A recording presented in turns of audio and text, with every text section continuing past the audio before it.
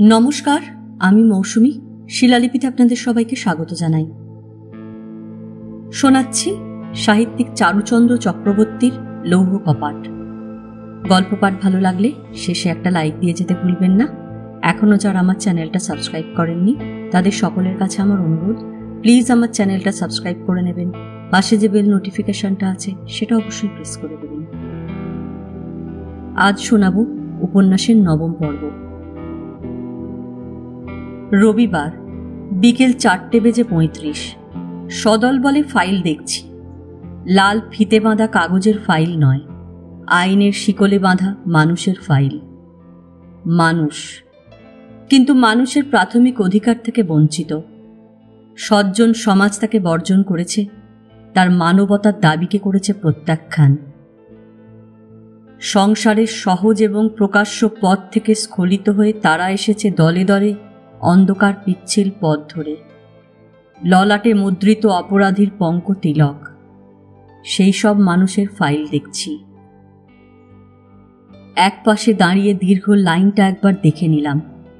পরনে জাঙ্গিয়া কুর্তা, কোমরে বাঁধা গামছা, মাথায় টুপি, বাঁ হাতে টিকিট, ডান হাতটা ঝুলে আছে দেহের পাশে। বুকের ওপর আটা অ্যালুমিনিয়ামের চাকতি। সারি সারি দাঁড়িয়ে আছে ইন্ডিয়ান পিনাল কোডের এক একটি জীবন্ত ধারা। 379, তার পাশে 302, তারই কাঁধে কাঁধ মিলিয়ে 420 কিংবা 395। খনি, তস্কর, নারী মেদভুক, দস্যু, প্রতারক, পকেট কর্তকের বিচিত্র সমাবেশ। কিন্তু আমার চোখে সে বৈচিত্র্য অর্থহীন।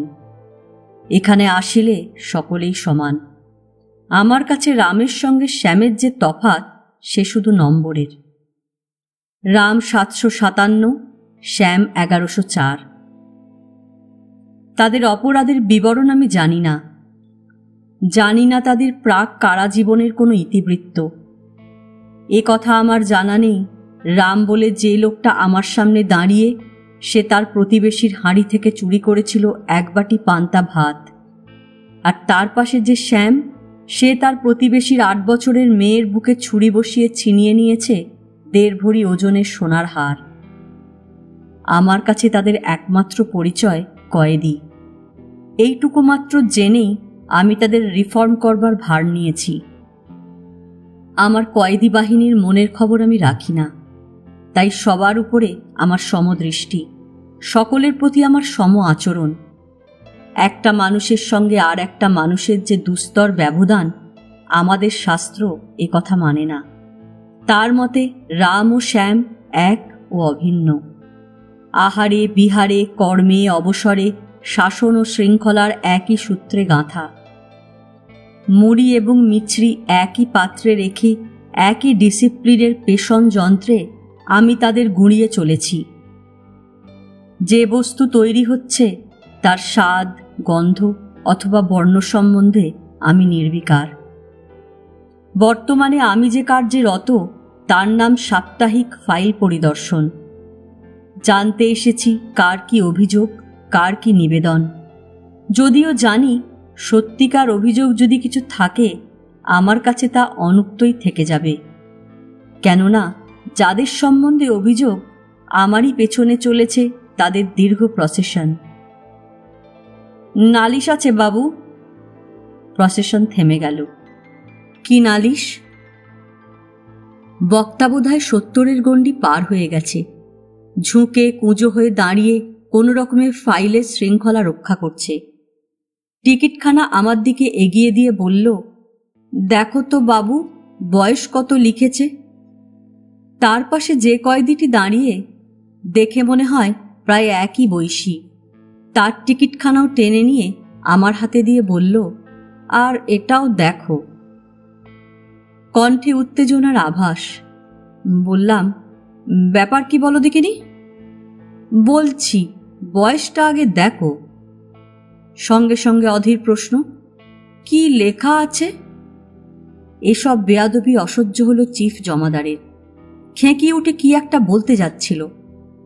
ইশারায় থামিয়ে দিয়ে বললাম বুড়োর দিকে তাকিয়ে, তোমার বয়স তো দেখছি 72 আর ওর 65। তাহলে তো আইটার বাবু ঠিকই বলেছে, কিন্তু এ তোমাদের কিরকম বিচার বাবু? আমার ছেলের চেয়ে আমি মোটে 7 বছরের বড়। এ লোকটি তোমার ছেলে? আমার ছেলে না তো পাড়ার লোকের ছেলে। এবার আর উত্তেজনা চাপা রইল না। পাশের লোকের বিনীত কণ্ঠ বলল, হ্যাঁ হুজুর, উনি আমার বাপ। বয়স হয়েছে কিনা, মেজাজটা তাই একটু। তুই থাম, গর্জে উঠল বুড়ো। জেল খাটতে এসেছি বলে যাকে জন্ম দিলাম তাকে ছেলে বলতে পারবো না? নরম সুরে বললাম, না না, কে বললে পারবে না? ওটা আমাদেরই ভুল হয়েছে। ডাক্তারের দিকে তাকালাম। বেচারার বিশেষ দোষ নেই।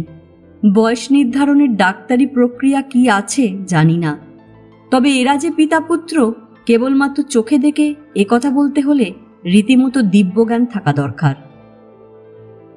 টিকিট দুখানা ডাক্তারের হাতে দিয়ে এগিয়ে যেতে যেতে শুনলাম তিনি চাপা গলায় বলছেন, তুমি যেই কচি খোকাটির বাপ আগে বললেই পারতে।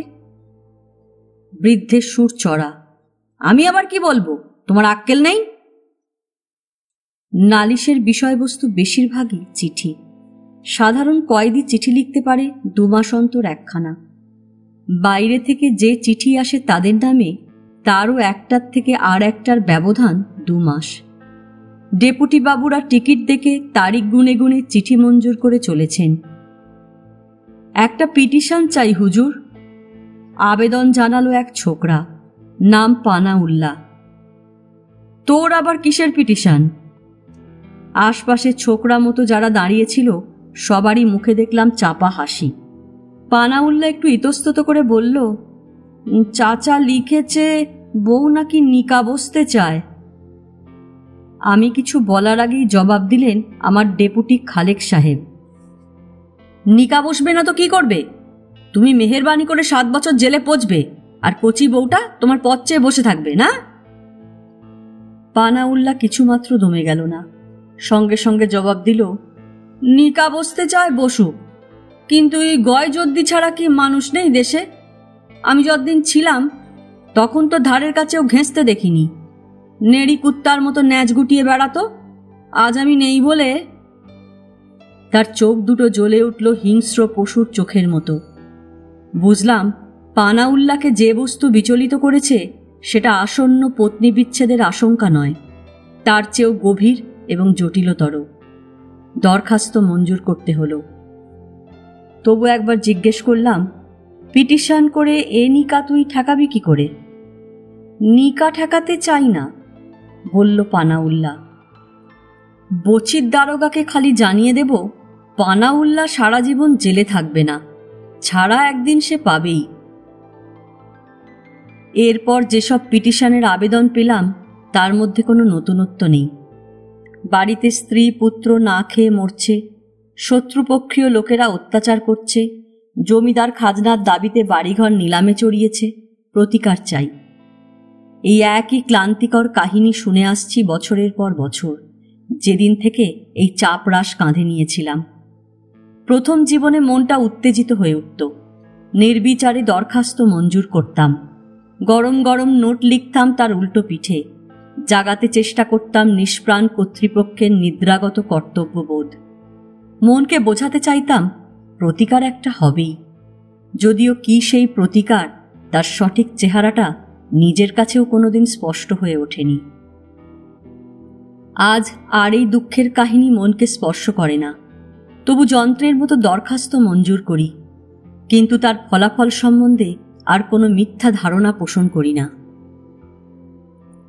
বড় বড় মামলার সুদীর্ঘ শুনানির পর সুবিজ্ঞ বিচারক যখন অপরাধীকে 7, 8, 10 কিংবা 20 বছরের জন্য জেলে পাঠিয়ে দেন, আমরা অর্থাৎ সৎ, শিষ্ট এবং ভদ্র ব্যক্তিরা নিশ্চিন্ত হই।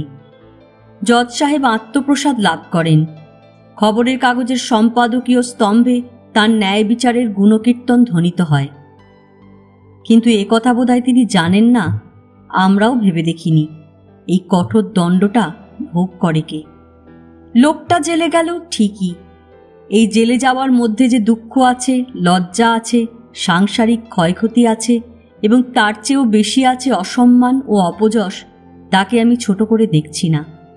স্বাধীনতাহীনতা এবং প্রিয়জন বিচ্ছেদের যে বেদনা সদ্য কারাগতের দৈনন্দিন জীবন ভাড়াতুর করে তোলে, তার সম্বন্ধেও আমি সচেতন। কিন্তু শুধু এই কারণে যতখানি আহা উহু আমরা বন্দির উদ্দেশ্যে নিক্ষেপ করে থাকি, ঠিক ততখানি বোধহয় তার প্রাপ্য নয়। নিজের চোখেই দেখেছি, যত দিন যায় মহাকালের হস্তস্পর্শে মিলিয়ে আসে তার মনের ক্ষত, জুড়িয়ে আসে লজ্জা আর অপমানের গ্লানি, স্তিমিত হয়ে আসে প্রিয় বিচ্ছেদের তীব্রতা। দুঃসহ দিন সহনীয় হয়ে আসে। অনভ্যস্ত জীবনের অসংখ্য ত্রুটি বিচ্যুতি এবং অস্বাচ্ছন্দ্যের তীক্ষ্ণ ধারগুলো আর খচখচ করে বেঁধে না। ধীরে ধীরে এই বন্দি জীবনের সঙ্গবহুল নতুন পরিবেশের মধ্যে গড়ে ওঠে এক নতুন সমাজ। স্বধর্মী, সহকর্মী, সহযাত্রীদের জড়িয়ে নিত্য নবজাতের অলক্ষ্য আকর্ষণ। সঙ্গী থেকে বন্ধু, বান্ধব থেকে আত্মজন। আরও দিন যায়, ক্রমে ঝাপসা হয়ে আসে গৃহের স্মৃতি, শিথিল হয়ে আসে বহির্জগতের আকর্ষণ। তারপর একদিন আসে যখন জেলের এই কঠোর রূপটা তার চোখে বদলে যায়। এই সংকীর্ণ জগতে শৃঙ্খলাবদ্ধ জীবনধারার মধ্যে সে নিজেকে ডুবিয়ে দেয়। কদাচিৎ মনে পড়ে এ তার গৃহ নয়, কারাবাস। কিন্তু তাই বলে বিচারালয় থেকে যে দণ্ড সে বহন করে এনেছিল, সেটা কি নিষ্ফল হবে? না, শুধু তার লক্ষ্যস্থল বদলে যায়। সে দণ্ড ভোগ করে কতগুলো নারী ও শিশু। দণ্ডিত আসামির উপর একদিন যারা ছিল একান্ত নির্ভর এবং যাদের পথের প্রান্তে বসিয়ে রেখে সে এই জেলের দরজায় এসে দাঁড়িয়েছিল, সে দরজা পার হতে না হতেই নিজের জন্য পেল সে অন্নবস্ত্রের নিশ্চয়তা, পেল নতুন সমাজ, নতুন বন্ধন।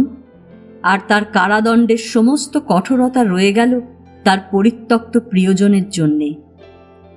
জেলে যে আসে, সে তার শেষ সম্বল নিঃশেষ করেই আসে। জানি এর ব্যতিক্রম আছে। সুযোগ ও সুবিধা বুঝে মাঝে মাঝে কারাবরণের ব্যবসা করেন যারা, তারা আলাদা জীব। তাদের কথা আমি তুলছি না। তাদের কথাও বলছি না যারা আমার আপনার এবং অন্য 10 জন রাম, শ্যাম, যদুর বহু দুঃখার্জিত সঞ্চয়টুকু বন্ধুবেশে আহরণ করে ব্যাংক কিংবা লিমিটেড কোম্পানির নামে 7 তলা ইমারত গড়ে লালদিঘির কোণে। তারপর হঠাৎ একদিন সেই ভবন শীর্ষে একটি লালবাতি জ্বালিয়ে রেখে অন্ধকারে মিলিয়ে যায়। কখনো কখনো বা ছিটকে এসে পড়ে আমার এই অতিথিশালায়। স্ত্রীর বেনামিতে রেখে আসে লেক অঞ্চলে বিশাল প্রাসাদ, সেই সঙ্গে মোটা অঙ্কের পাসবই, আর নিজের জন্য সংগ্রহ করে আনে একখানা উচ্চ শ্রেণীর প্রবেশপত্র। সেই সব ভাগ্যবান ডিভিশনবাবু আমার লক্ষ্য নয়। জেলের অরণ্যে তারা মুষ্টিমেয় অতি বিরল বকুল কিংবা কৃষ্ণচূড়া। আমি বলছিলাম সেই সব শ্যাওড়া, কচু, ঘেঁটু আর বনতুলসীর কথা, সংখ্যায় যারা 98%। প্রতিদিন দলে দলে এসে তারা ভিড় করছে আমার এই 3য় ডিভিশনের লঙ্গরখানায়। এখানে আসবার আগে থানা থেকে হাইকোর্ট পর্যন্ত মামলা লড়েছে কোমর বেঁধে। উকিলের ঘরে পাঠিয়েছে বাক্স, প্যাঁটরা, ঘটি, বাটি আর স্ত্রীর হাতের শেষ অলংকার। মহাজনের গদিতে তুলে দিয়েছে ক্ষুধার্ত পরিবারের একমাত্র সম্বল, 2-4 বিঘা ধানের জমি। জমিদারের কবলে নিক্ষেপ করেছে বাপ পিতামহের ভিটে মাটি, আর বৃদ্ধ মাতা, যুবতী স্ত্রী এবং শিশু সন্তানের জন্য রেখে এসেছে কলঙ্ক, অনশন আর লাঞ্ছনা। কোর্ট যে শাস্তি দেন, আইনের ভাষায় তার নাম রিগরাস ইমপ্রিজনমেন্ট। তার ইমপ্রিজনমেন্ট অংশটাই শুধু পড়ে আমার কয়েদির ভাগে, আর রিগার বহন করবার জন্য রইল তার বর্জিত আশ্রিত দল। প্রতি রবিবার ভোর না হতেই সেই সব পিছনে ফেলে আসা নারী ও শিশুর ভিড় জমে ওঠে আমার এই জেল গেটের সামনেকার মাঠে। আমি আমার দোতলার বারান্দায় বসে তাদের দেখতে পাই। অসহায়, উদ্ভ্রান্ত দৃষ্টি। মুখে নেই গৃহস্থের শ্যামল শ্রী, একদল ছন্ন ছাড়া যাযাবর। বিকেল 4টা বাজতেই শুরু হয় মোলাকাত। ছিন্ন বসনা স্ত্রী এসে দাঁড়ায় ইন্টারভিউ জানালায় লোহার গড়াত দেয়া বেষ্টনীর বাইরে। তাকে ঘিরে দাঁড়ায় একদল ছোট ছোট উলঙ্গ কঙ্কাল। কোটরগত চোখের জলে অনশনক্ষীণ কণ্ঠ মিলিয়ে কয়েদি স্বামীর কাছে বলে যায় তার একটানা দুর্দশার কাহিনী। ছোট ছেলেটা গেল একদিনের জ্বরে, না পেল ওষুধ, না জুটল পথ্য। শেয়ানা মেয়েটাকে ধরে নিয়ে গেছে আজগর মুন্সির ভাইপো। বড় ছেলেটা মাসখানেক হলো উধাও, বাকিগুলো অপগণ্ড। বুড়ি এখনো মরেনি। জমিদারের পাইক দুবেলা শাসিয়ে যাচ্ছে, মাস গেলেই ভিটে ছেড়ে দিতে হবে। আমি আর কি করব? জানলার এধার থেকে উদাস কণ্ঠে জবাব দেয় স্বামী। দেহে তার পরিচ্ছন্ন জেলের পোশাক, সর্বাঙ্গে স্বাস্থ্যের জলুস, মুখে দার্শনিক গাম্ভীর্য। এমনি করে বছর কেটে যায়। মাঝে মাঝে এসে ওইখানে দাঁড়িয়ে ওই একই কাহিনী শুনিয়ে যায় স্ত্রী।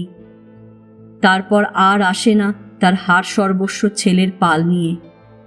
খেয়ে জানে তার কি হলো, বেঁচে আছে কিনা সে খবর দিয়েই বা কার কি প্রয়োজন। দণ্ডদাতা দণ্ড দিয়েই খালাস।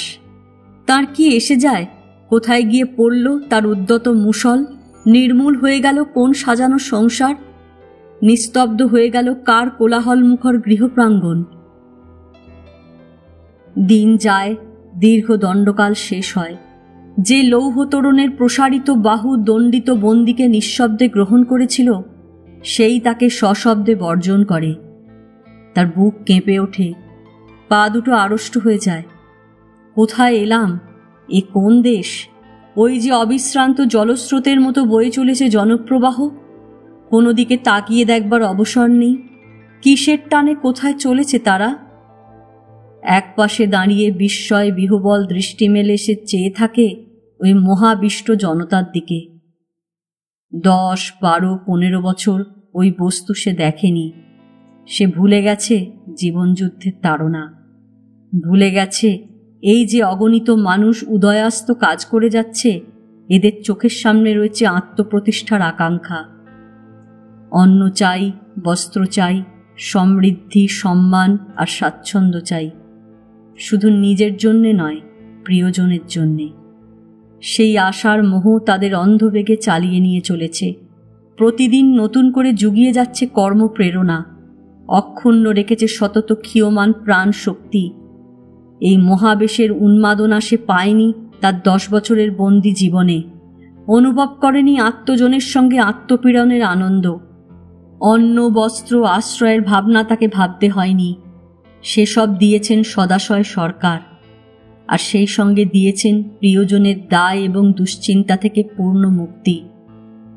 তাকে কাজ করতে হয়েছে, কিন্তু কাজ করে খেতে হয়নি। সে তো কাজ নয়, শুধু হস্তপদ সঞ্চালন। তার মধ্যে না ছিল প্রাণ, না ছিল প্রেরণা। জেলের কারখানায় সে ছিল একটি সজীব যন্ত্র। যে যন্ত্র সে চালাতো তারই একটা বৃহৎ অংশ। এই চলমান জনস্রোতের পাশে দাঁড়িয়ে 10 বছরের কুয়াশার আবরণ ভেদ করে সে দৃষ্টি পাঠালো পেছনের দিকে, একদা যেখানে ছিল তার গৃহ। প্রাণপূর্ণ স্নেহনীর। মনে পড়ল সব, মনে পড়ল সবাইকে, কিন্তু বুকের ভিতরটা টন টন করে উঠল না। মমত্ববোধ চলে গেছে, অসার হয়ে গেছে দায়িত্বের অনুভূতি। বুকে হাত দিয়ে দেখল, হাতে ঠেকল একটা শুষ্ক নিরেট মরুভূমি। শ্রদ্ধা, প্রীতি, ভালোবাসার কোনো ক্ষীণ ফল্গু ধারাও বইছে না তার অন্তঃস্থলে। পাশে এসে দাঁড়ালো এক সদ্য আহরিত কারাবন্ধু। 3 মাস জেল খেটে আজ খালাস পেয়েছে একই সঙ্গে। বলল, এখানে দাঁড়িয়ে যে বাড়ি যাবে না? বাড়ি? শ্লেষ বিকৃত কণ্ঠে বেরিয়ে এলো উত্তর। ঠোঁটের ওপর ফুটে উঠল এক অদ্ভুত ব্যঙ্গ হাসির কুঞ্চন রেখা। নাও বিড়ি খাও। এগিয়ে এসে হাত বাড়ালো নতুন বন্ধু। সেদিকে না তাকিয়েই বিড়িটা সে হাত পেতে নিল, ধরালো। দাঁড়িয়ে দাঁড়িয়ে নিঃশব্দে ঔদাস্যভরে ধোঁয়া ছাড়ল কয়েকবার। তারপর পা চালিয়ে দিল যেদিকে 2 চোখ যায়, মিশে গেল জনারণ্যের অন্তরালে। ফাইলের পরই কেস টেবিল। সেন্ট্রাল টাওয়ারের নিচে খোলা প্রাঙ্গণে আমার বৈকালিক অফিসের এক টুকরো। এই টেবিলে বসে প্রতি সন্ধ্যায় আমি কেস লিখি কয়েদির টিকিটে। হরেক রকমের কেস, কারো কম্বলের ভাঁজে পাওয়া গেছে দুখানা তামাক পাতা আর 1 ডিবা চুন। কারো খাটনি অর্থাৎ দৈনিক টাস্ক পুরো হয়নি। 1 মণ ছোলা ভেঙে ডাল করবার কথা, ভেঙেছে 36 12 ছটাক। কেউ চৌকা থেকে লুকিয়ে এনেছে 2টো পেঁয়াজ আর 3টে লঙ্কা, কিংবা গামছার বিনিময়ে হাসপাতালের মেট সাহেবের কাছ থেকে সংগ্রহ করেছে আধশের দুধ আর 1 ছটাক চিনি। এই সব এবং এর চেয়েও গুরুতর কেসের তদন্ত করি, রিপোর্ট লিখি টিকিটের পাতায়, এবং পরদিন সকালবেলা আলামত সহ অপরাধীদের হাজির করে দিই সুপারের দরবারে। আর 1 দফা শুনানির পর তিনি বিচার শেষ করেন। কাউকে দেন ডান্ডা বেড়ি, কাউকে হাত করা, কাউকে বা পরতে হয় চটের কাপড়, কিংবা সেলে বসে খেতে হয় চালের গুঁড়োর মণ্ড। আইনের ভাষায় যার নাম পিনাল ডায়েট। ফেকু গোয়ালা, দরাজ গলায় হাঁক দিল বড় জমাদার। একটা লোকের হাত ধরে নিয়ে এলো আমদানির মেট। আমার টেবিলের সামনে দাঁড় করাতেই গর্জে উঠল জমাদারের দ্বিতীয় হুকুম, সালাম করো। দেখলাম চোখ দুটো তার জবা ফুলের মতো লাল, ফুলেও উঠেছে অনেকখানি, আর জল ঝরছে অবিরাম। ও কি, চোখে কি হলো? চুন লাগায়া और क्या, জবাব দিল জমাদার। কি রে, চুন লাগিয়েছিস চোখে? নেহি হুজুর। চোখ লাল হলো কি করে? বেমার হুয়া, বলে মুচকি হাসল। 2 জন সহকর্মী সাক্ষী বলে গেল দেয়াল থেকে চুন বালি নিয়ে ও ঘষে দিয়েছে চোখের মধ্যে। নিজের চোখে দেখেছে তারা, বলছে হাসপাতাল যাব। টিকেটে উল্টে দেখলাম কয়েক মাস আগে খানিকটা সাবান না সাজিমাটি খেয়ে আমাশা বাঁধিয়ে আর একবার 15 দিন পড়েছিল হাসপাতালে। ধমক দিয়ে বললাম, চোখে চুন দিয়েছিস কেন? 12 সের গেহूं পিসনে नहीं सकता। नहीं सकता? আবদার পেয়েছ? টিকিটের পাতা খুলে দেখলাম ডাক্তারের নোট রয়েছে, health good, labour hard. Jail কোডের বিধানে এহেন ব্যক্তির গম পেশনের দৈনিক বরাদ্দ 12 সের। অতএব রিপোর্ট করতে হলো, কিন্তু চোখে চুন দেওয়া তার একেবারে ব্যর্থ হলো না। আপাতত কিছুদিন হাসপাতালে আশ্রয় মিলবে, ফিরে এসে হাজির হবে বড় সাহেবের কাছে। সকলের শেষে যাকে আনা হলো একটি 17-18 বছরের ছেলে। মুখের দিকে তাকালে চোখ ফিরিয়ে নিতে সময় লাগে। গৌরবর্ণ দীর্ঘ দেহ আর অনিন্দু মুখশ্রী বলে নয়, সে মুখের প্রতি রেখায়, কপালে, ওষ্ঠে, চিবুকের বন্ধনীতে একটা সুস্পষ্ট আভিজাত্যের ছাপ, জেলখানায় যেটা একেবারেই অপ্রত্যাশিত। এ কোত্থেকে এলো? ঝগড়াঝাটি করে কিংবা খুন জখম করেও কখনো কখনো এসে থাকে 2-1টি বড় ঘরের ছেলে, কিন্তু এর অপরাধ দেখছি চুরি। 379 ধারায় 6 মাস জেল। একটু অন্যমনস্ক হয়ে পড়েছিলাম। চমক ভাঙল জমাদারের গর্জনে, 1 নম্বর হারামি হুজুর, ফাইল পর কভি নেই আয়েগা। জিজ্ঞেস করলাম, কেন, ফাইলে আসনি কেন? ঘুমিয়ে পড়েছিলাম স্যার। কথাটা বিশ্বাস হলো না। মনে হলো আসল কারণ ঘুম নয়, বোধহয় সবার সঙ্গে পংক্তিভুক্ত হয়ে দাঁড়াবার লজ্জাটা এখনো কাটিয়ে উঠতে পারেনি। তোমার নাম কি? পরিমল ঘোষ। বাবার নাম? ওই টিকিটেই লেখা আছে স্যার। রুক্ষস্বরে বললাম, জানি, তবু তোমার কাছ থেকেই শুনতে চাই। ছেলেটা 1 মিনিট ভাবল, তারপর বলল, বিজয় গোপাল ঘোষ। এ কোন বিজয় গোপাল? এক নামের তো কত লোকই দেখা যায়। কিংবা এ কি আমাদের সেই বিজয়ের ছেলে? জমাদারকে বললাম, উসকো অফিস মে লে জানা। অফিসে এসে সহকর্মীদের কাছ থেকে যেসব তথ্য পেলাম, আমার সন্দেহ সমর্থিত হল। বিজয় আমার বন্ধু এবং সহপাঠী। MA আর ল পাশ করে প্রথমটা যেমনি হয় আলিপুর কোর্টে হাঁটাহাঁটি, তারপর হঠাৎ সরকারি চাকরি নিয়ে চলে গেল মফস্বলে। সেই থেকেই ছাড়াছাড়ি। কার মুখে যেন শুনেছিলাম কোনো এক বিশাল বড়লোকের মেয়ে বিয়ে করবার পর সে নাকি হঠাৎ বিচ্ছিন্ন হয়ে পড়েছিল তার আত্মীয় বন্ধু মহলের সংস্রব থেকে। সত্যি মিথ্যা জানি না, আমি কোনোদিন তার সঙ্গে যোগাযোগ রক্ষা করবার চেষ্টা করিনি। ভুলেই গিয়েছিলাম একরকম। কে জানতো এতকাল পরে এভাবে তাকে স্মরণ করতে হবে। আমার কলেজের একটা গ্রুপ ফটো বাসা থেকে আনিয়ে পরিমলের হাতে দিয়ে বললাম, দেখো তো কাউকে চেনো কিনা। সে চমকে উঠল। এ কি, এই ছবি আপনি কোথায় পেলেন? এর মধ্যে আমার বাবা আছেন। বললাম, তোমার বাবার ঠিক পাশের লোকটিকে চিনতে পারছো? না তো। ভালো করে দেখো। বুদ্ধিমান ছেলে আর একবার দেখে সলজ্জ হাসির সঙ্গে বলল, আপনি?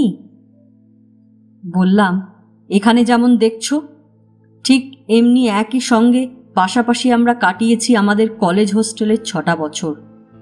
বিজয় আর আমি বন্ধু এবং সহপাঠী। বাইরের সম্পর্ক এইটুকু, কিন্তু যে সম্পর্ক চোখে দেখা যায় না সেটা শুধু আমরাই জানতাম। সেই বিজয়ের ছেলে তুমি আজ এইখানে। ওর দিকে নজর পড়তেই কথাটা আর শেষ করা হলো না। দাঁত দিয়ে ঠোঁট চেপে ধরে উদ্গত অশ্রু রোধ করবার সে কি আপ্রাণ চেষ্টা, কিন্তু একটিবার মাত্র আমার চোখের দিকে চেয়ে সে চেষ্টা তার ব্যর্থ হয়ে গেল। দু চোখের কোল ছাপিয়ে গড়িয়ে পড়ল জলধারা।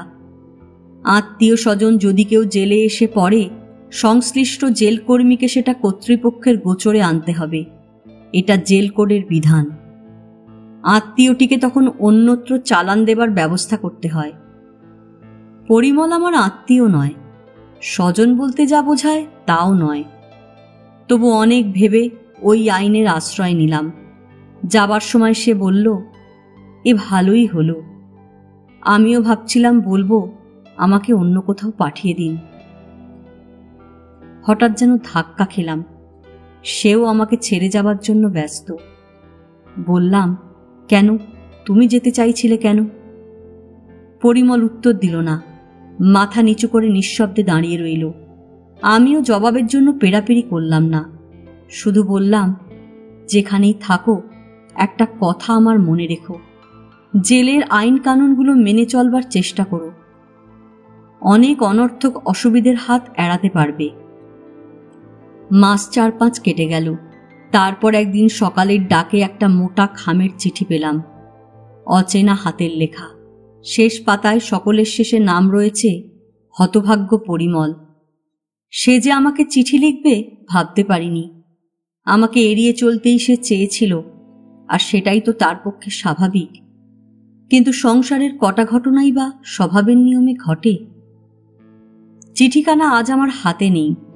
সমস্ত যত্ন অগ্রাহ্য করে কোনো একটা বদলির হিড়িকে কোথায় অদৃশ্য হয়ে গেছে। চিঠি নেই, তার প্রতি ছত্রের প্রতিটি কথা আমার মনে গাঁথা হয়ে আছে, কিন্তু তাকে বাইরে এনে রূপ দিতে পারি এমন দিব্য শক্তি বিধাতা আমাকে দেননি। ফটোগ্রাফ যেমন চিত্র নয়, যে চিঠিটা এখানে তুলে দিলাম সেটাও তেমনি পরিমলের চিঠি নয়। তার অবয়বটা হয়তো রইল না তার প্রাণস্পন্দন। কতদিন হয়ে গেল, তবু সেই হারিয়ে যাওয়া চিঠির অবলুপ্ত অক্ষরের বুকের ভিতর থেকে আমি তার কণ্ঠস্বর শুনতে পাচ্ছি। কাকাবাবু, আপনার শেষ উপদেশ আমি এতদিন অক্ষরে অক্ষরে পালন করেছি, কিন্তু আর পারলাম না। এই জেলে আসবার পর এই চিঠি আইন ভঙ্গের প্রথম অপরাধ। সে অপরাধ কেন করেছি, কেন প্রকাশ্য রাস্তায় না গিয়ে গোপন পথের আশ্রয় নিলাম, এই চিঠিটা শেষ পর্যন্ত পড়লেই বুঝতে পারবেন। আমার এই চিঠি পেয়ে আপনি বিরক্ত হবেন কিনা জানি না, বিস্মিত হবেন নিশ্চয়। যার চোখের সামনে থেকে পালিয়ে আসবার জন্য একদিন অস্থির হয়ে উঠেছিলাম, আজ তাকেই আবার এ দীর্ঘ কাহিনী শোনাতে যাব। এ কথা কি আমিও কোনোদিন ভাবতে পেরেছিলাম? কিন্তু কি করব, যাকে ভালোবাসি তাকে আঘাত দেওয়াই বোধহয় আমাদের কপালের লিখন। তাই পালিয়ে এসেও থাকতে পারলুম না। আমার হাত থেকে যে আপনার অনেক দুঃখ পাওনা আছে। এখনো যে আমার বলা হয়নি কি করে কোন ঘোর দুর্যোগের দিনে এই নরকের পথে প্রথম পা বাড়িয়েছিলাম, এত বড় সর্বনাশ কেমন করে হলো, অত বড় বাপের কঠিন আদর্শ কেন আমাকে রক্ষা করতে পারেনি। এ কথা জানি, সে কাহিনী যে শুনবে ঘৃণায় মুখ ফিরিয়ে চলে যাবে। আমি ক্রিমিনাল, সংসারে আমার জন্য দয়া নেই, ক্ষমা নেই, নেই কারো মনে এতটুকু সংবেদন। কিন্তু আপনাকে তো অন্য সবার সঙ্গে এক করে দেখতে পারি না। এখানে বসেই আমি যে আপনার বুকের ভেতরটা দেখতে পাচ্ছি। যে জিনিস ওখানে সঞ্চিত হয়ে আছে এ হতভাগার জন্যে একমাত্র বাবা ছাড়া আর কারোর কাছে তা পাইনি। তাই তো লিখতে বসে আজ আপনা হতেই এ মুখ থেকে বেরিয়ে এলো কাকাবাবু। আপনাকে কাকাবাবু বলে ডাকবার মতো স্পর্ধা আমার হবে এক মুহূর্ত আগেও ভাবতে পারিনি।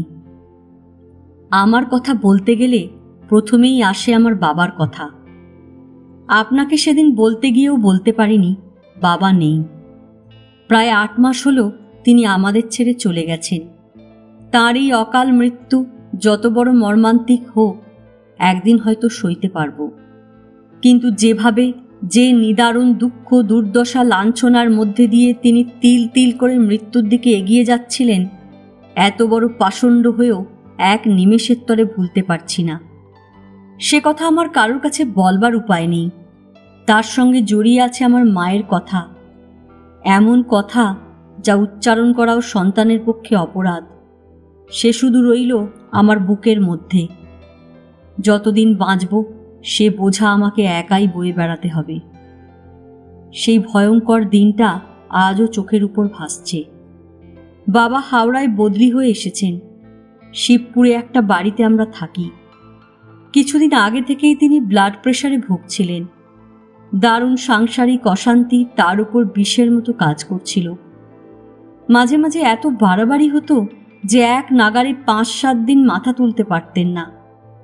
ছুটি নিলে সংসার চলে না, এই অবস্থাতেই তাকে কাজ করতে হতো। সেদিনও কোর্টে বেরোবার আয়োজন করছিলেন। মা এসে বললেন, টাকার কদ্দূর হলো?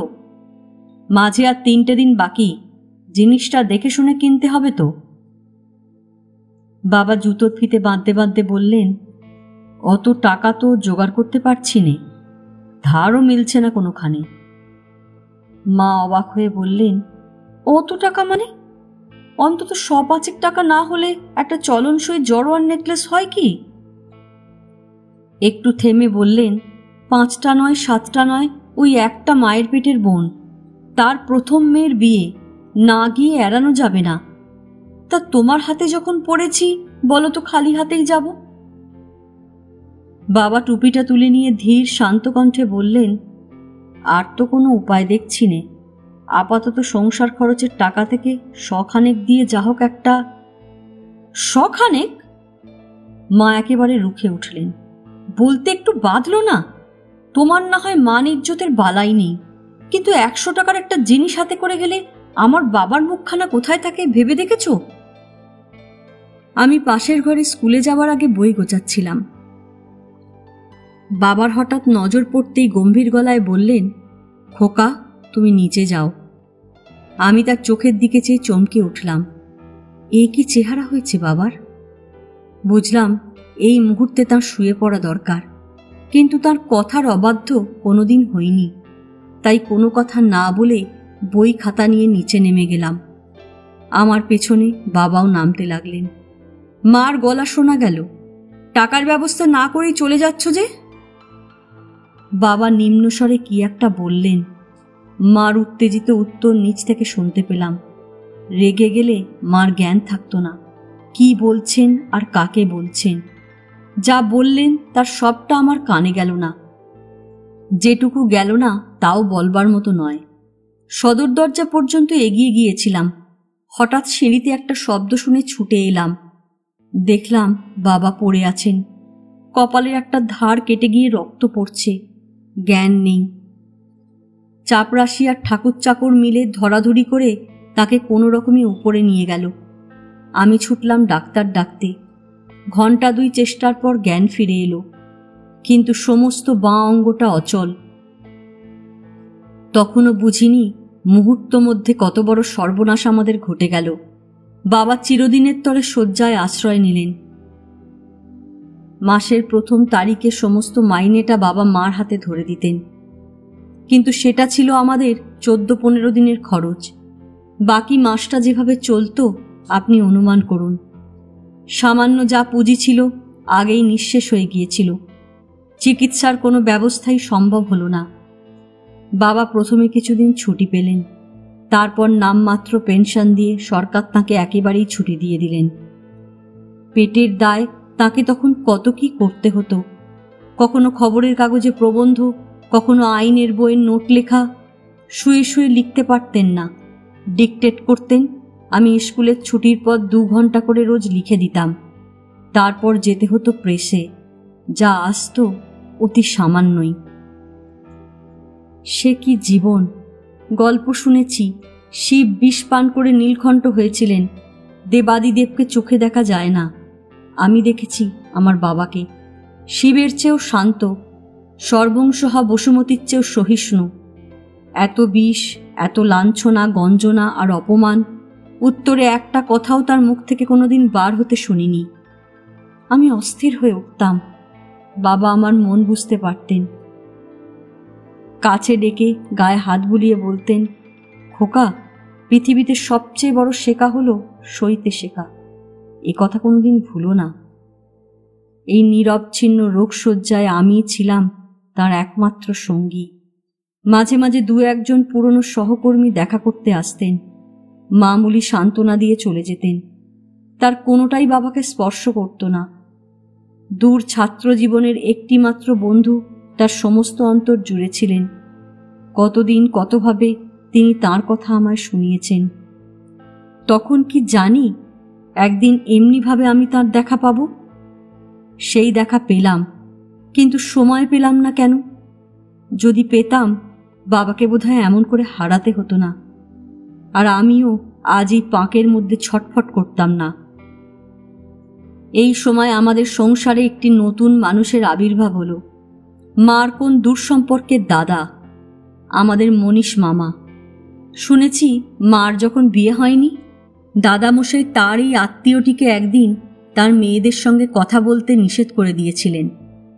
এতকাল পরে এই নিখুঁত সাহেবী পোশাক পরা ভদ্রলোক তাঁর একটা নতুন কেনা 2 সিটার অস্টিন চড়ে যখন তখন আমাদের বাড়ি চড়াও করে অতিশয় অন্তরঙ্গ হয়ে উঠলেন। তারপর একদিন একে উপলক্ষ করেই দেখা দিল আমার জীবনের সবচেয়ে বড় বিপর্যয়। সে কথা বলেই এই চিঠি শেষ করব। সেবার আমি ম্যাট্রিক দেব। স্কুলে ভালো ছেলে ছিলাম। বাবার একান্ত ইচ্ছা প্রথম 10 জনের মধ্যে যেন দাঁড়াতে পারি। পাছে তাকে দুঃখ দিতে হয়, তাই পড়াশোনায় কোনোদিন অবহেলা করিনি। সেদিনও নিজের ঘরে বসে জিওমেট্রি মুখস্থ করছিলাম। রাত প্রায় 11টা। পাশের ঘরে বাবা। শরীরটা আবার কদিন থেকে খারাপ যাচ্ছে। গোবিন্দ তার পায়ে হাত বুলিয়ে দিচ্ছিল। অনেক দিনের পুরনো এই চাকরটি তখনও আমাদের ছেড়ে যায়নি। রান্না বান্না থেকে বাবার দেখাশোনা সবই ওর হাতে। বাড়ির সামনে মোটর থামবার পরিচিত শব্দ শোনা গেল। গোবিন্দ উঠে গেল দরজা খুলতে। তারপরই দেখলাম মনীষ মামা উপরে উঠছেন। বারান্দা পেরিয়ে সোজা বাবার ঘরে ঢুকলেন এবং সাবধানে একটা চেয়ারে বসে বললেন, বিজয়বাবু ঘুমোলেন নাকি? বাবার বোধহয় তন্দ্রা এসেছিল। একটু চমকে উঠে বললেন, কে? আমি, মনীষ।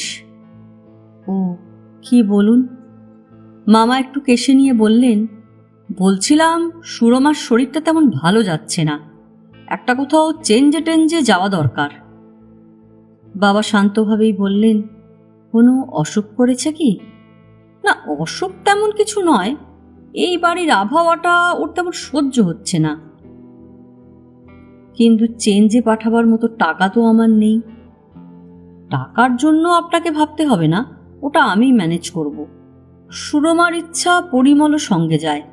ওর পরীক্ষাটা হয়ে গেলেই বেরিয়ে পড়তে চাই। একটা বাড়ি টাড়ি তাহলে এখন থেকেই দেখতে হয়। বাবা একটুখানি চুপ করে থেকে বললেন, আপনারা স্বচ্ছন্দে যেতে পারেন, পরিমলের যাওয়া হবে না। কেন হবে না জানতে পারি কি? প্রশ্ন করলেন মা। কখন এসে দরজার পাশে দাঁড়িয়েছিলেন দেখতে পাইনি। বাবাও বোধহয় টের পায়নি।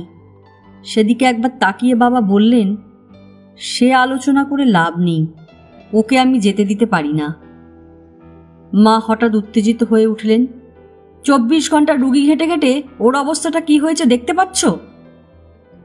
আমার চোখের সামনে আমার ছেলেটাকে তুমি মেরে ফেলতে চাও? বাবা আস্তে আস্তে বললেন, মনীশবাবু, আমাকে মাফ করবেন। রাত বোধহয় অনেক হলো, এবার একটু ঘুমোতে চাই। মনীশ মামা কিছু বলবার আগেই মা চেঁচিয়ে উঠলেন, ওসব ভরং রেখে দাও। আমার ছেলে আমি যেখানে খুশি নিয়ে যাব, দেখি তুমি কেমন করে বাধা দাও। মনীশবাবু বললেন, আমার মনে হয় আপনি অন্যায় জিদ করছেন বিজয়বাবু। ছেলেটা কদিন একটু ঘুরে আসবে, এতে আপত্তির কারণ কি থাকতে পারে? বাবা মিনিট কয়েক চুপ করে থেকে বললেন, আমার স্ত্রী পুত্রকে চেঞ্জে পাঠাবার সঙ্গতি যদি থাকতো অবশ্যই পাঠাতাম। তা যখন নেই, অন্যের অনুগ্রহ ভিক্ষা করতে চাই না। কিন্তু যেখানে আমার জোর খাটবে না, সেখানে বাধা দিতে গেলে লাঞ্ছনাভোগী সার হবে। তাই আপত্তিটা শুধু পরিমলের বেলাতেই জানিয়ে রাখছি। মামা সিগারেট ধরালেন। মার তিক্ত স্বর শুনতে পেলাম, অন্যের অনুগ্রহ বলতে একটু চক্ষু লজ্জা হলো না তোমার? এই অনুগ্রহ না পেলে কোথায় থাকতো তোমার স্ত্রী পুত্র, আর কোথায় থাকতে তুমি নিজে? তোমার বুঝি ধারণা তোমার ওই গোটা কয়েক পেনশনের টাকা আর ওই নোট ফোট লিখে যা ভিক্ষে জোটে তাই দিয়ে এই সংসারটা চলছে? এ অনুগ্রহ যে করতে চাইছে সে আজ নতুন করছে না, অনেকদিন আগে থেকেই করে আসছে। তা না হলে আজ সবাইকেই পথে দাঁড়াতে হতো। মনীশ মামা বললেন, আহা, এসব তুমি কি বলছো সুরমা? অনুগ্রহ আবার কোথায় দেখলে? এ তো আমার কর্তব্য। একেবারে ছেলে মানুষ, রেগে গেলে আর। বাবার গম্ভীর কণ্ঠে ডুবে গেল তার নাকি সুর। কই, এসব কথা তো আমার জানা ছিল না। জানি আমি আজ নিতান্ত দুস্থ এবং অক্ষম, কিন্তু অন্যের দয়ায় বেঁচে আছি। আমার একমাত্র সন্তান হাত পেতে পরের অন্ন গ্রহণ করছে, এ কথা তো আমি ভাবতেই পারি না। শেষের দিকে তার সুরটা এমন করুণ শোনালো যে আমার চোখে জল এসে পড়ল। ইচ্ছে হলো ছুটে গিয়ে বলি, না বাবা, আমরা এখনো পরের কাছে হাত পাতিনি, ওসব মিথ্যে কথা। কিন্তু যাওয়া হলো না। জানতাম বাবা রাগ করবেন। একটুখানি থেমে উনি তেমনি ধীরে ধীরে বললেন, যা হয়ে গেছে তা তো আর ফেরানো যাবে না, তবে এ অন্যায়ের এইখানেই শেষ। কাল ভোর থেকেই সব ব্যবস্থা বদলে যাবে। বাঁ হাত অচল, শুধু ডান হাতটা কপালে ঠেকিয়ে বাবা বললেন, মনীশবাবু, আমার এবং আমার পরিবারের জন্য আপনি যা করেছেন তার জন্য অশেষ ধন্যবাদ। কিন্তু আর নয়, আপনার অনুগ্রহের দান থেকে আমাদের মুক্তি দিন। বাবাকে ভালো করেই চিনি। কাল থেকে যে ব্যবস্থা তিনি করতে চাইছেন সেটা যত কঠোরই হোক, তবু যে তার নড়চড় হবে না সেটাও আমার জানা ছিল। এমনিতেই তার খাবার বরাদ্দ এত সাধারণ যে তার নিচে আর এক ধাপ নামতে গেলে সেটা হবে অনাহার। অথচ সেই রাস্তায় যে তিনি ধরবেন তাতে আর সন্দেহ নেই। সে তো আত্মহত্যার শামিল। সেই ভীষণ পরিণাম থেকে তাকে বাঁচাবার কি কোনো পথ নেই? আমি তার একমাত্র সন্তান, একমাত্র বংশধর। যতই ছোট হই, অক্ষম হই, আমি কি শুধু নীরব দর্শক হয়ে থাকব? পীড়িত অভাবগ্রস্ত পিতার মুখে এক মুঠো অন্ন তুলে দেবার ক্ষমতাও আমার নেই। এই তো আমার বয়সী কত ছেলে পথে ঘাটে কত রকম কাজ করে খাচ্ছে। আমি ভদ্রঘরে জন্মেছি বলেই তা পারবো না? গভীর রাত পর্যন্ত নানান রকম উদ্ভট কল্পনা মাথার মধ্যে ঘুরে বেড়াতে লাগলো। তারপর কখন ঘুমিয়ে পড়েছিলাম। হঠাৎ জেগে উঠে দেখি 5টা বেজে গেছে। খাতা থেকে একটা কাগজ ছিঁড়ে নিয়ে লিখলাম, বাবা, ভেবে দেখলাম সংসারে রায় বাড়াবার জন্য আমারও কিছু রোজগার করা দরকার। সেই চেষ্টাতেই চললাম। আমার জন্য ভেবো না, আশীর্বাদ করো যেন সফল হয়ে ফিরে আসতে পারি। বাবার ঘরে যেতে সাহস হলো না। পাছে তিনি জেগে ওঠেন, কিংবা তার মুখের দিকে চোখ পড়লে আমার সকল সংকল্প ভেঙে যায়। তাই পড়ার টেবিলের চিঠিটা চাপা দিয়ে রেখে বেরিয়ে পড়লাম। এরপর যে জীবন শুরু হলো তার বর্ণনা দিতে গেলে এই চিঠি আর শেষ হবে না। সে চেষ্টা করব না। ঘরের বাইরে এসে পৃথিবীকে দেখলাম এক নতুন রূপে। দেখলাম নরক বলে কোনো আলাদা দেশ নেই। এই সংসারটাই একটা প্রকাণ্ড নরক। দেখলাম মানুষ কত নীচ, কত কঠোর, কত নির্মম। দয়া নেই, প্রীতি নেই, এক বিন্দু সহানুভূতি নেই। আছে শুধু সন্দেহ, পীড়ন আর বঞ্চনা। ভিক্ষা চাইলে হয়তো সহজেই পেতাম, কিন্তু যার কাছেই বলেছি আমাকে একটা কাজ দাও, আমি খেটে খেতে চাই, সবারই চোখে দেখেছি অবিশ্বাস, শুনেছি কারোর নীরব বা কারো সরব মন্তব্য, কোনো মতলব আছে ছোকরার। দুদিন পেটে পড়ল শুধু কলের জল। অনেক ঘুরে অনেকের দুয়ারে ঢুঁ মেরে এক দোকানে জুটল খাতা লেখার কাজ। খোরাক আর 15 টাকা। হাতে স্বর্গ পেলাম। মাস গেলেই প্রথম মাসের মাইনের টাকাটা মানি অর্ডার করে পাঠালাম বাবার কাছে। লিখলাম, এই টাকাটা দিয়ে ফল আনিয়ে নিও। আমার জন্য কিছু ভেবো না, আমি ভালো আছি, সুবিধা হলেই গিয়ে তোমাকে দেখে আসব। কিছুদিন পরে মালিকের বাক্স থেকে 50 টাকা চুরি গেল। সন্দেহ পড়ল আমার ওপর। বিশ্বাস যখন গেল, তারপরে আর সেখানে থাকা চলে না। বেরিয়ে পড়লাম। এবার জুটল এক চায়ের দোকানে বয়ের কাজ। টেবিলে টেবিলে খাবার জোগানো। কাটল কিছুদিন। একদিন একখানা প্লেট ধুতে গিয়ে হাত থেকে পড়ে ভেঙে গেল। কদর্য ভাষায় বাপ তুলে দিল গালাগালি। আবার পথ। সেখান থেকে মোটরের কারখানা। সে চাকরি টিকল না। মাতাল মিস্ত্রিটার সঙ্গে এক বিছানায় শুতে হতো। তার কুৎসিত ঘনিষ্ঠতা সহ্য হলো না। এরপরে জুটলাম গিয়ে এক দেশি মদের দোকানে। কাজ মদ বিক্রি, মাইনে 30 টাকা।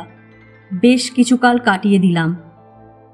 কতবার কতভাবে পাঁকে স্পর্শে এসেছি, কিন্তু পাঁক গায়ে লাগতে দিইনি।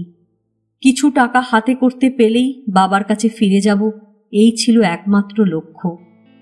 কারোর পরামর্শ, কারোর কোনো প্রলোভন সে লক্ষ্য থেকে আমাকে নড়াতে পারেনি। এতদিন পরে এই মদের দোকানের বারান্দায় একটি লোকের সাক্ষাৎ পেলাম। একদিন যার কাছে আর নিজেকে ধরে রাখতে পারলুম না। জানি না কি জাদু ছিল তার চোখে, তার কথায়, তার হাতের স্পর্শে। স্রোতের মুখে তৃণের মতো আমি তার ইচ্ছাত্তরে ভেসে চলে গেলাম। দোকান বন্ধ হবার পর বারান্দায় একটি বেঞ্চিতে চুপ করে বসেছিলাম। সে এসে বসল পাশটিতে, যেন কতদিনের বন্ধু। এমনিভাবে হাত ধরে বলল, তোমায় তো এখানে মানাচ্ছে না ভাই, তুমি এ রাস্তায় কেমন করে এলে? অনেক দিন পরে মানুষের কণ্ঠে যেন একটু দরদের আভাস পেলাম। সে আমার চেয়ে বোধহয় বছর 4-5 বড় হবে, কিন্তু তার পাশে নিজেকে মনে হলো শিশু। একটা ভালো হোটেলে নিয়ে গিয়ে সে প্রচুর খাওয়ালে, তারপর ট্যাক্সি করে নিয়ে গেল বেড়াতে। 1 দিন, 2 দিন, 3 দিন। তারপর এক নিভৃত সন্ধ্যায় গঙ্গার ঘাটে বসে তাকে খুলে বললাম আমার জীবনের বিচিত্র কাহিনী। সে নিঃশব্দে শুনল সব কথা। তারপর সস্নেহ কণ্ঠে বলল, তুমি ঠিক করেছ ভাই, এছাড়া আর পথ ছিল না। কিন্তু এই মাতালের দোকানে মদ বেচে তো বাবার দুঃখ ঘোচাতে পারবে না। তার চেয়ে আমার সঙ্গে চলো, আমি তোমায় পথ বাতলে দেব। তার সঙ্গ নিলাম। সে রাতটা আমার চোখের ওপর ভাসছে। অত্যন্ত সরু গলি, অন্ধকার পথ, দুপাশে নোংরা জঞ্জাল। টর্চের আলোয় কোনো রকমে এগিয়ে যাচ্ছি। একটা পোড়ো মতন বাড়ি, সেটা ছাড়িয়ে ভেতরের দিকে আর একটা প্রকাণ্ড জীর্ণ কোঠা। সামনের দিকটা ভেঙে পড়েছে। ভাঙা স্তূপের পাশ দিয়ে এক ফালি পথ। অতি কষ্টে পার হয়ে ডান দিকে পেলাম একটা সিঁড়ি, যেমন স্যাঁতস্যাঁতে তেমনি অন্ধকার। উঠছি তো উঠছি, তার যেন আর শেষ নেই। সে আমার হাত ধরে নিয়ে যাচ্ছিল। অনেক হোঁচট খেয়ে, অনেক মোড় ঘুরে শেষ পর্যন্ত এসে পৌঁছলাম একটা হল মতন ঘরে। এক ঘর লোক বিশ্রী ভাষায় আলাপ করছে, আর মাঝে মাঝে হাসছে বিকট কদর্য হাসি। এ কোথায় নিয়ে এলে? ভয় ভয় বললাম তাকে। সে উত্তর দিল না। হাত ধরে নিয়ে গেল পাশের একটা ঘরে। মোমবাতির আলোয় দেখলাম একটা লোক খাটিয়ায় শুয়ে বিড়ি টানছে। বয়স হয়েছে, কিন্তু দেখতে গুন্ডার মতো। আমার বন্ধু বলল, এনেছি ওস্তাদ। এনেছো? বেশ, এদিকে নিয়ে এসো। তেমনি হাত ধরেই সে আমাকে আরও খানিকটা এগিয়ে নিয়ে গেল। লোকটা উঠে এসে আমার মুখের কাছে মুখ এনে অনেকক্ষণ কি দেখল, তারপর বলল, বাহ, খাসা মাল এনেছিস রে, ঠিক আছে, ও পারবে। ধেনু মদের উগ্র গন্ধে গা পাক দিয়ে উঠল। পিছন ফিরে বন্ধুকে আর দেখতে পেলাম না, আর কোনোদিন দেখতে পাইনি। পরদিন সকালেই বুঝলাম কোথায় এসেছি, পকেটমারদের প্রধান ট্রেনিং সেন্টার। বন্ধুটি একজন পাকা আর কাঠি, আমি নতুন রং রুট। আমাকে নজরবন্দি করে রাখা হলো। কিছুক্ষণ পরেই ওস্তাদ ডেকে পাঠালেন। কাঁধের উপর হাত রেখে বললে, ভয় কিসের? তোমার মতো কত ছেলে আছে আমাদের দলে, সকলের সঙ্গে আলাপ সালাপ করো, খাও দাও, ফুর্তি করো, আর মন দিয়ে কাজ শেখো। ভালো করে শিখতে পারলে এরকম লাইন আর নেই, রাতারাতি বড় লোক। আচ্ছা, সবচাইতে কাকে বেশি ভালোবাসো বলো তো? বললাম, বাবাকে। বেশ, বলো দেখিনি। বাবার নাম নিয়ে প্রতিজ্ঞা করছি, দল ছেড়ে কোনোদিন যাব না, দলের কোনো কথা কারো কাছে প্রকাশ করব না, বলো। প্রতিজ্ঞা করলাম। এমনি করে আমার দীক্ষা হলো। মাসখানেক ট্রেনিং দিয়েই ওরা আমাকে রাস্তায় পাঠাতে শুরু করলো। পালানোর উপায় নেই, পেছনে ভিড়ের মধ্যে ওদের গার্ড। বেগতিক দেখলে ছোড়া চালাতে দ্বিধা করবে না। হাতে খড়ি শুরু হলো। সারাদিনে কিছু কেস দিতেই হবে, তা না হলে নানান রকম নির্যাতন। কিন্তু ভাগ্যক্রমে সেটা আমাকে বেশি সইতে হয়নি। দক্ষ এবং বিশ্বস্ত কর্মী বলে অল্প দিনেই আমার খ্যাতি ছড়িয়ে পড়ল। যা পেতাম সব জমা দিতে হতো সর্দারের কাছে। আমার প্রাপ্য ছিল খোরাক আর সামান্য কিছু হাত খরচ। গহর বলে একটা লোক ছিল আমাদের দলে, আমাকে সত্যিই ভালোবাসত। একদিন আমাকে আড়ালে নিয়ে বলল, তুমি কি বোকা? যা পাও সবই দিয়ে দিচ্ছ, কিছু কিছু করে সরাতে হয়, তা নইলে তোমার রইল কি? আমরা সবাই কি করছি দেখতে পাও না? সে কথা আমি জানতাম, তার বিপদটাও কম ছিল না। একদিন একটা ঝুঁকি নিলাম। এক ভাটিয়া ভদ্রলোক বাসে উঠতে যাবে, ভীষণ ভিড়। মানিব্যাগটা সরিয়ে নিয়ে আমিও সরে পড়লাম। নিরাপদ জায়গায় এসে ব্যাগ খুলে দেখলাম 2খানা 1000 টাকার নোট। ব্যাস, আর নয়, এবার ফিরতে হবে। কতকাল পরে বাড়ি ফিরছি, রাত প্রায় 10টা। কড়া নাড়তে গিয়ে বুক কাঁপছে। মনে হলো অনেক দূরে চলে গেছি, অনেক নিচে নেমে গেছি। এ বাড়ি আমার নয়, মাথা উঁচু করে এখানে ঢোকবার অধিকার আমার চলে গেছে। তারপর ঢুকে কি দেখব কে জানে। এমন সময় হঠাৎ দরজা খুলে গেল। সামনেই গোবিন্দ। আমাকে দেখেই হাউ হাউ করে কেঁদে উঠল। একদিন কোথায় ছিলে দাদাবাবু? এ কি চেহারা হয়েছে তোমার? তার মুখ চেপে ধরে বললাম, চুপ চুপ, বাবা কেমন আছেন? গোবিন্দ চোখ মুছতে মুছতে বলল, হার কেমন, তুমি যাবার পর থেকেই একেবারে ভেঙে পড়েছেন, আর মাথা তুলতে পারেন না। বুকের অবস্থাও খুব খারাপ, কোন দিন প্রাণটা বেরিয়ে যায়। মা কোথায়? গোবিন্দ সে কথার জবাব দিল না। বাইরে যেতে যেতে বলল, তুমি ওপরে যাও, আমি চট করে একটা সোডা নিয়ে আসছি। বাবার ঘরে ঢুকে শিউরে উঠলাম। চোখ বুজে পড়ে আছেন। বাবা নন, বাবার কঙ্কাল। পায়ে হাত দিতেই চমকে উঠলেন। কে? আমি বাবা। খোকা, একদিনে এলি? বড্ড ভুল করেছিলি বাবা, আয় কাছে আয়। কাছে যেতেই ডান হাতটা কোনো রকমে তুলে তিনি আমাকে জড়িয়ে ধরলেন। আমি তার বুকের ওপর মাথা রেখে চোখের জল আর রাখতে পারলুম না। অনেকক্ষণ সেইভাবে পড়ে রইলাম। চোখের জলের ভিতর দিয়ে আমার মনের সব তাপ, সব পাপ যেন গলে বেরিয়ে গেল। হালকা হয়ে গেল বুকটা। তিনি আমার গায়ে মাথায় হাত বুলিয়ে দিতে লাগলেন। তারপর ধীরে ধীরে বললেন, তুই বড় হবি, মানুষ হবি, এই তো আমার একমাত্র স্বাদ। কিন্তু এ কি তুই করলি খোকা? 10-20 টাকায় আমাদের কি উপকার হবে বল? আর তার জন্যে তুই এমন করে নিজেকে ক্ষয় করে চলেছিস। তোর সবগুলো মানি অর্ডার আমি তুলে রেখে দিয়েছি। কচি ছেলের এত কষ্টের রোজগার আমি পেটের দায় খরচ করব? আমি উঠে বসে বললাম, এবার অনেক টাকা এনেছি বাবা, সকাল হলেই সবচেয়ে বড় ডাক্তার ডেকে আনবো। তোমাকে শিগগির শিগগির সেরে উঠতে হবে। তারপরে চলো আমরা একটা চেঞ্জে গিয়ে থাকি। মানিব্যাগটা খুলে নোট দুখানা বের করলাম। সেদিকে একবার তাকিয়েই বাবার মুখটা হঠাৎ কঠিন হয়ে গেল। রুক্ষ স্বরে বললেন, এ কি, এত টাকা তুই কোথায় পেলি? আমি মাথা নিচু করে দাঁড়িয়ে রইলাম। কে দিয়েছে বল, আমার কাছে লুকোস নে, বল কে দিয়েছে। অতখানি বিচলিত হতে বাবাকে কখনো দেখিনি। ভয় ভয় বললাম, কেউ দেয়নি, আমি পেয়েছি। কি করে, কোত্থেকে পেয়েছিস? আমি নিরুত্তর। বাবা চেঁচিয়ে উঠলেন, তুই চুরি করেছিস? এ প্রশ্নের কোনো জবাব আমার মুখে এলো না। বাবা একেবারে ভেঙে পড়লেন। চোর? আমার ছেলে চোর? হা ভগবান, এও আমাকে দেখতে হলো। দুর্বল দেহ থরথর করে কাঁপছে। চোখ দুটো মনে হলো যেন ঠিকরে বেরিয়ে পড়বে। অদম্য উত্তেজনায় বিছানা ছেড়ে উঠে বসতে চান। কি সর্বনাশ! আমি তাড়াতাড়ি ধরে শুইয়ে দিয়ে শীর্ণ মুখখানা দুহাতে জড়িয়ে ধরে কেঁদে ফেললাম। বাবা, তুমি চুপ করো, ঠান্ডা হও। এ টাকা আমি ফিরিয়ে দেব, ফেলে দেব। তোমায় ছুঁয়ে বলছি, আর এ কাজ করব না। তুমি স্থির হও। আর বলতে হলো না। তিনি তৎক্ষণাৎ স্থির হয়ে গেলেন, চিরদিনের মতো স্থির। আমি কি চাই তখনও বুঝতে পেরেছি?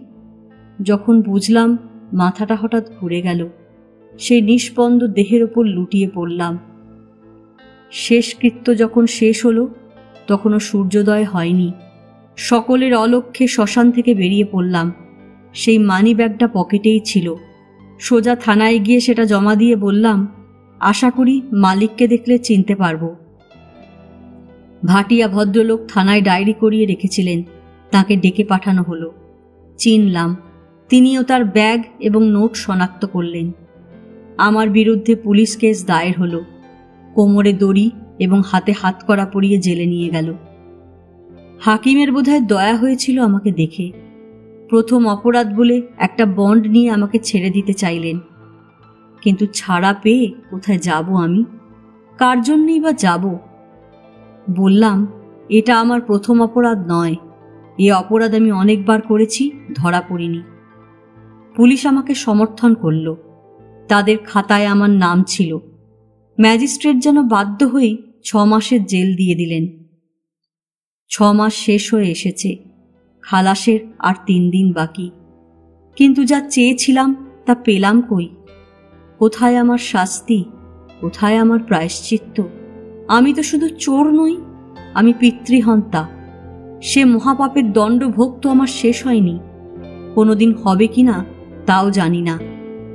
যদি হয়, সেই দিন আপনার কাছে ফিরে যাব। হতভাগ্য পরিমল। সে আর ফিরে আসেনি। আজ এ পর্যন্তই। উপন্যাসের 10ম পর্ব নিয়ে অন্যদিন আসব। গল্প পাঠ ভালো লাগলে লাইক, শেয়ার, কমেন্টস করতে ভুলবেন না। আজকের মতো নমস্কার।